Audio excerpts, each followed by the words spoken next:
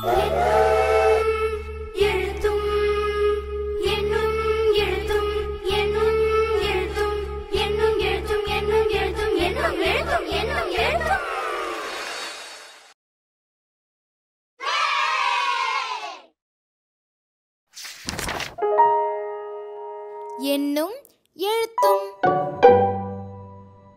மூன்றாம் பருவம் அறிவியல் பாடம். வகுப்பு 5, செயல்பாடு 2. கால்நடைகளின் வகைகளும் பயன்களும். பயிர் சாகுபடி செய்வதற்கும் விலங்குகளை வளர்ப்பதற்கும் அல்லது இரண்டிற்குமே பயன்படக்கூடிய நிலப்பரப்பே பண்ணையாகும். குறைந்தது 15 மாடுகள் இருந்தால் அது பண்ணை என்று அழைக்கப்படுகிறது. பெரிய அளவிலான பண்ணைகளில் ஒரு குறிப்பிட்ட வகை விலங்கு அல்லது பயிர்கள் மட்டுமே வளர்க்கப்படுகின்றன. சிறிய வகை பண்ணைகளில் பல்வேறு வகையான பயிர்கள் மற்றும் விலங்குகள் ஒரே இடத்தில் வளர்க்கப்படுகின்றன.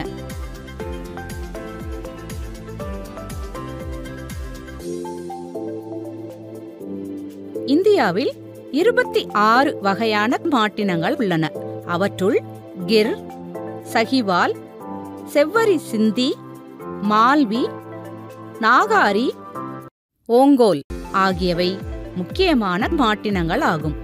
காங்கேயம், பர்கூர், கும்பலாச்சேரி மற்றும் புலிக்குளம் போன்றவை தமிழ்நாட்டில் மட்டுமே காணக்கூடிய சில முக்கிய மாட்டினங்கள் ஆகும்.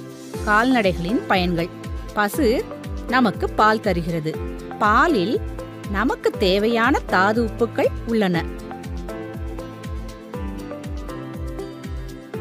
எருது ஏர் உழுவதற்கு பயன்படுகிறது. மாட்டுச்சாணம் ஒரு சிறந்த உரம். மாட்டுச்சாணத்திலிருந்து கிடைக்கும் வரட்டி எரிபொருளாக பயன்படுகிறது. மாட்டிலிருந்து பெறப்படும் பொருள்களை கொண்டு பஞ்சகவ்யம் தயாரிக்கப்படுகிறது.